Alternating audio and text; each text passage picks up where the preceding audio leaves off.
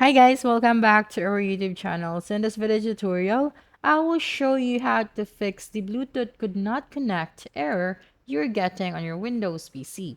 So first, make sure that you have no optional pending window updates.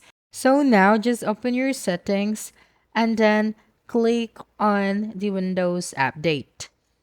Okay, and then click on the advanced options and head on to the optional updates.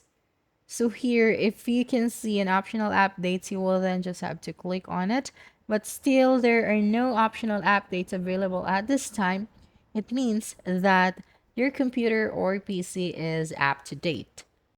But if it's still not gonna work, then your Bluetooth driver might be the causing the issue. So to fix it, just right click the start button and select the device manager. Okay, that's right. And then click on this arrow, and then you'll be able to see here the Bluetooth. And then right click this one and then click on the update option. Now click on the search automatically update. And then the best drivers for your device are already installed. So you will then just don't need to do that anymore. Okay. And if the issue still persists, right click the Bluetooth driver and select the uninstall option.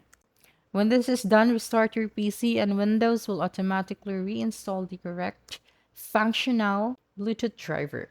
And that's it. Don't forget to subscribe to our YouTube channel for more video tutorials in the future. Bye bye.